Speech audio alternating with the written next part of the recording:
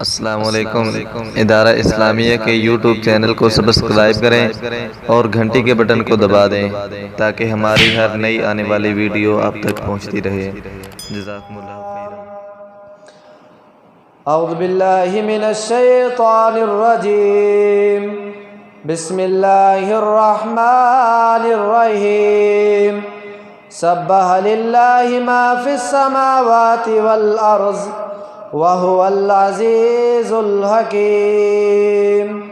وقال النبي صلى الله عليه وسلم اللهم أعز الإسلام بأحد الرجلين إما عمرو بن الهشام وإما عمر بن الخطاب۔ ہر قسم کی حمد و ثنا اللہ رب العالمین کے لیے، اور بے شمار درود و سلام امام الانبیاء، خطیب الانبیاء، امام الحرمین، امام اعظم، قائد اعظم جناب محمد الرسول اللہ صلی اللہ علیہ وسلم کی ذات مقدسہ مطہرہ مکرمہ پر۔ خالی ہے تیرا دل،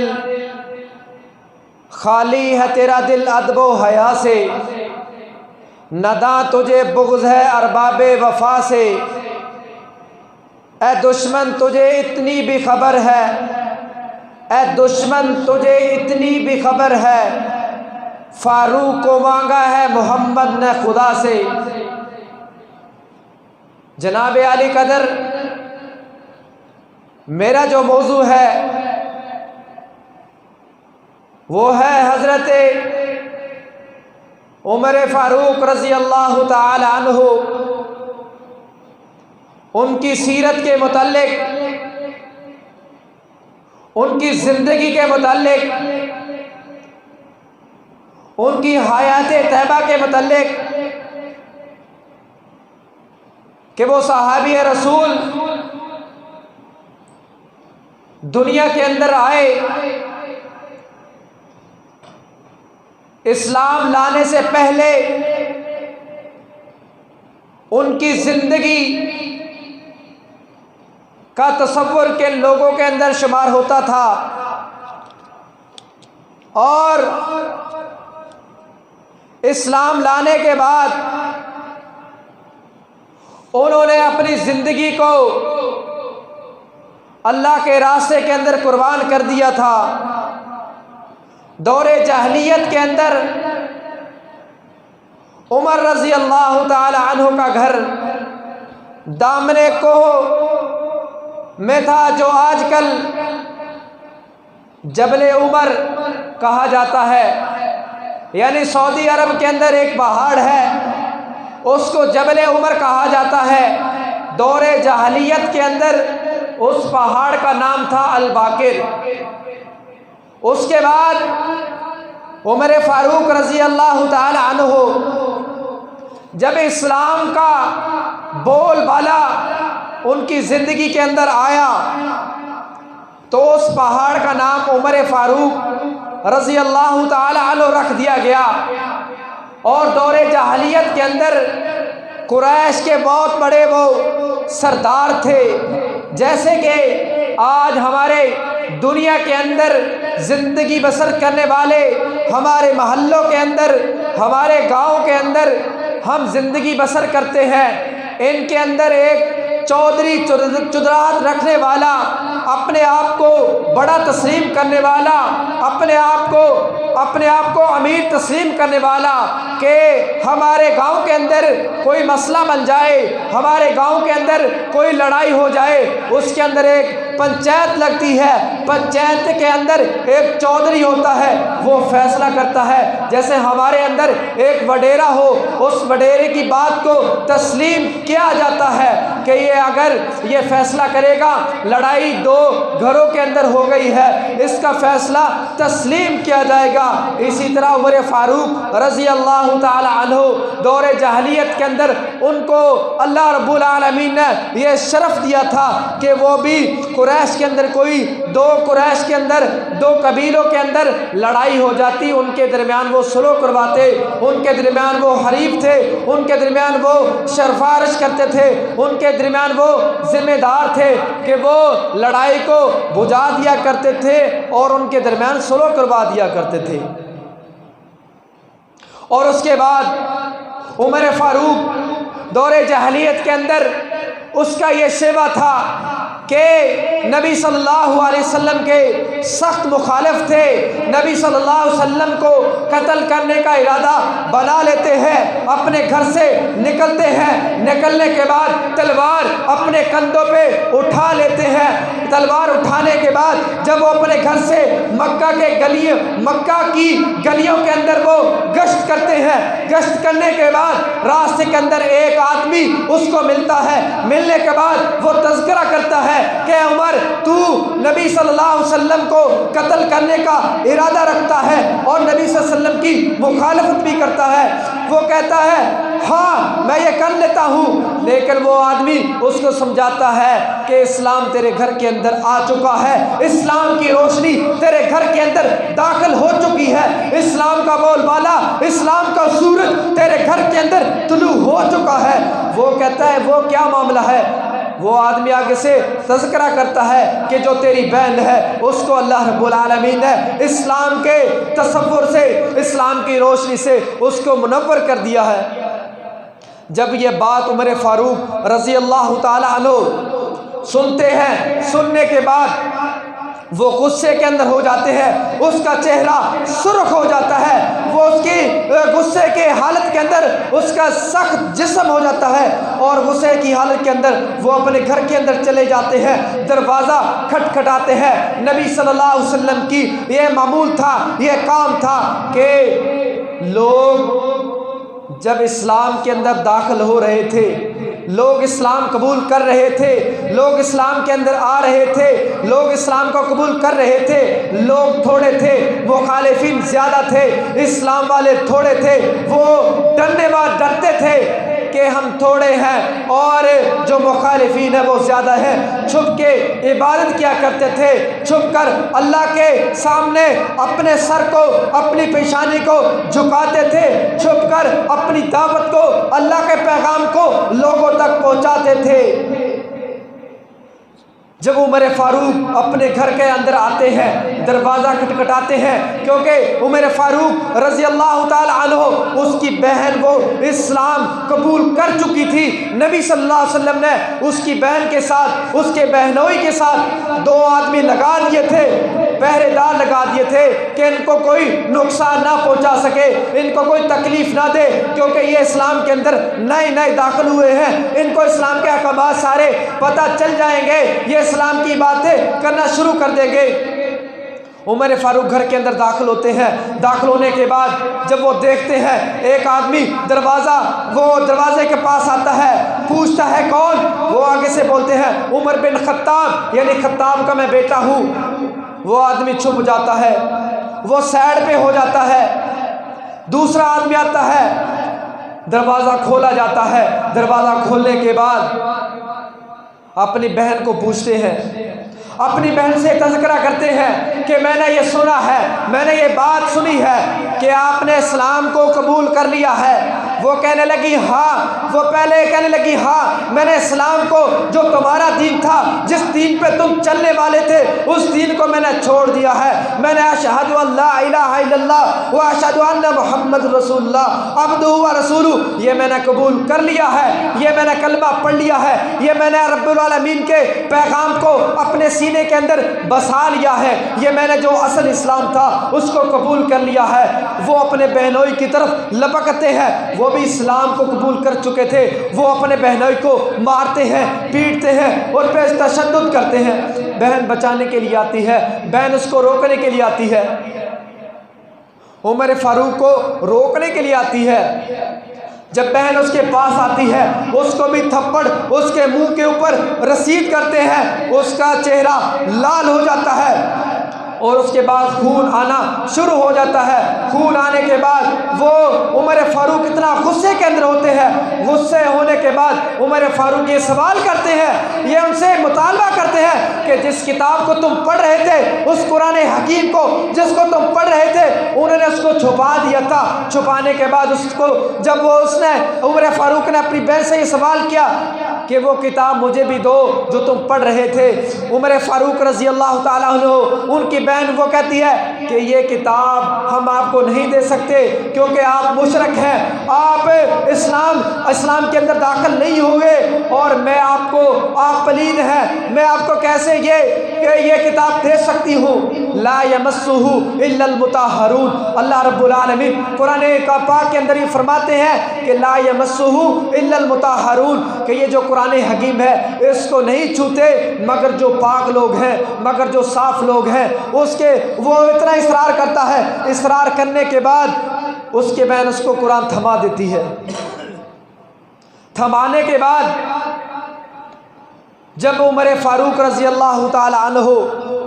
कुरान को खोलते हैं, कुरान के सहीफ़ों को खोलते हैं, पहले लिखा होता है बिस्मिल्लाहिर्रहमानिर्रहीम, अल्लाह के नाम के साथ शुरू, जो निहायत रहम करने वाला, करम करने वाला। उसके बाद जब दूसरे आयत पढ़ते हैं कि सब्बह लिल्लाहि मा फिस समावाति वल अर्ज़ि व हुवल अज़ीज़ुल हकीम, कि जो आसमान है, तमाम आसमानों का और तमाम ज़मीनों का जो खालिक है, इनको पैदा करने वाला, सब अल्लाह की तस्बीह बयान करते हैं। और ये तस्बीह बयान करने के बाद ये जो ज़मीन है ये भी तस्बीह बयान करती है, जो आसमान है ये भी तस्बीह बयान करता है। तस्बीह बयान करने के बाद वह हुवल अज़ीज़ुल हकीम, ये गालिब है, कमाल हिकमत वाला। जब ये आयत पढ़ते हैं वो सहीफ़ा उमर फारूक रज़ी अल्लाह ताला अन्हु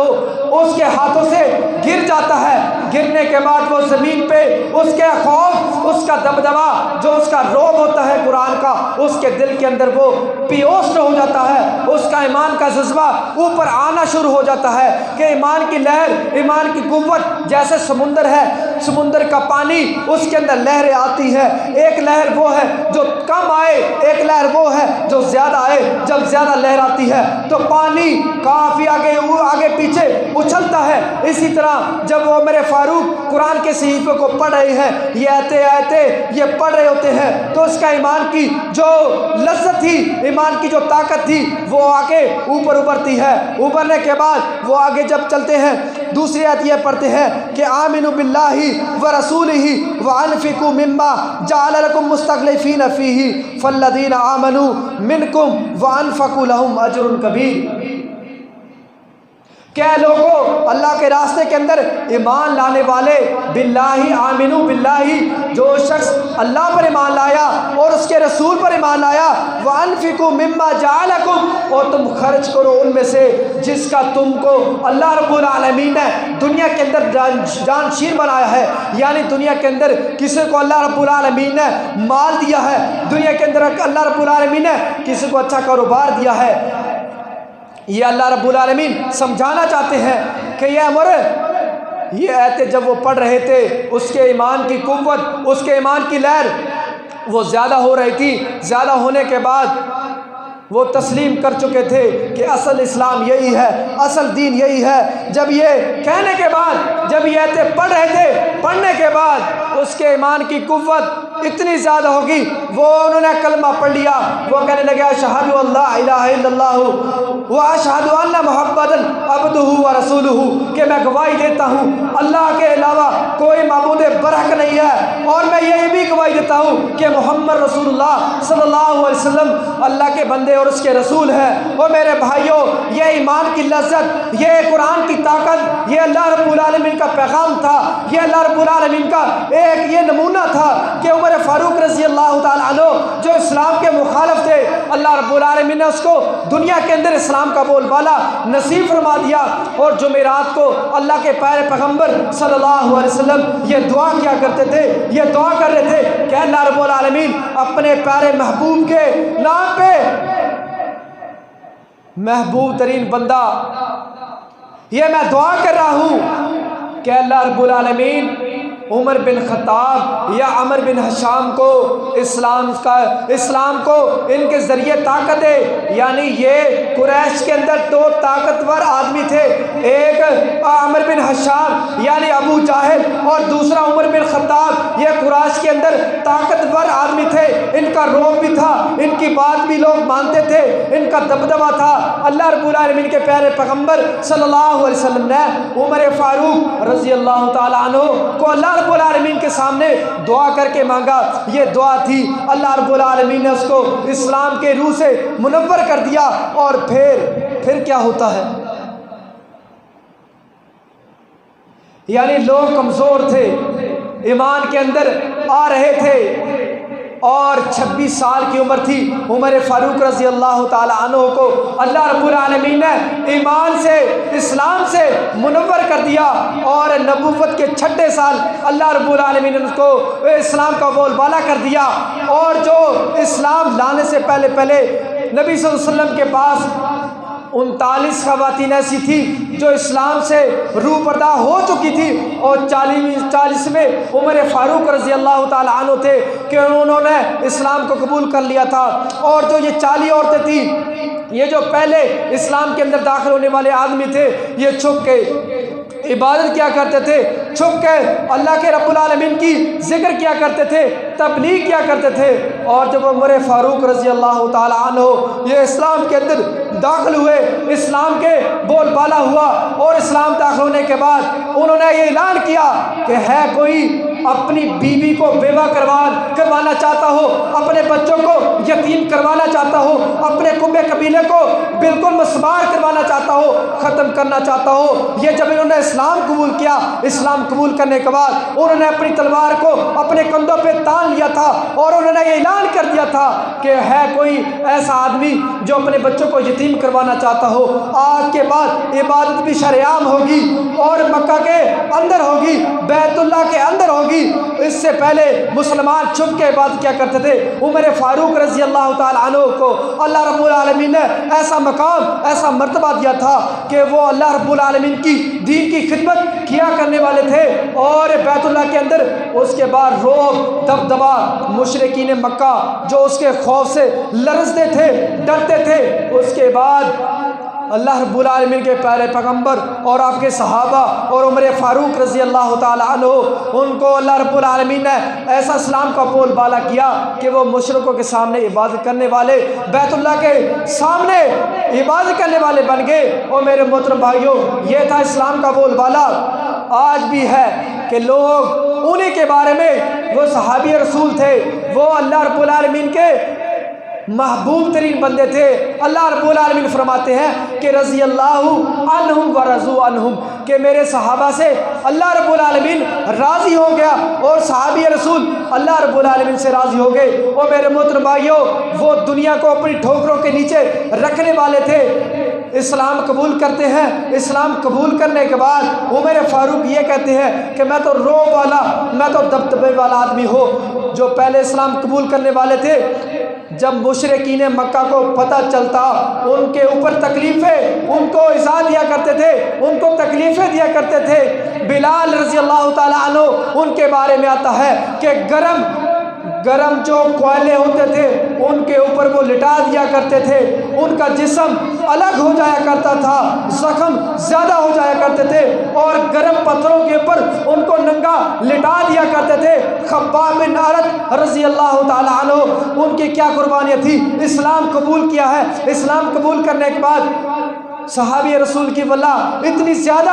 داستانیں ہیں کہ انہوں نے کہا، مشرکین مکہ نے ان کو پکڑ لیا، پھانسی کا حکم دے دیا۔ وہ کہنے لگے کہ صرف آپ یہ لفظ بول دو کہ میری جگہ پھانسی کی جگہ محمد صلی اللہ علیہ وسلم ہوتے تو ہم آپ کو چھوڑ دیں گے، آپ کو دنیا کے لیے چھوڑ دیں گے۔ خباب بن ارت کہتے ہیں کہ دنیا کے ظالموں، اے دنیا کے اندر زندگی بسر کرنے والے ظالموں،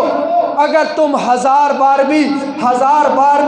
خباب بن ارت آ جائیں اور ان کو پھانسی پہ لٹکا دیا جائے، یہ کلمہ زبان سے نہیں نکلے گا۔ یہ جو آپ بول رہے ہیں کہ خباب بن ارت کی جگہ محمد صلی اللہ علیہ وسلم کو پھانسی دی جائے، نعوذ باللہ یہ کبھی نہیں ہوگا۔ ہزاروں بار بھی خباب بن ارت آ جائے وہ بھی پھانسی کے اوپر چڑھے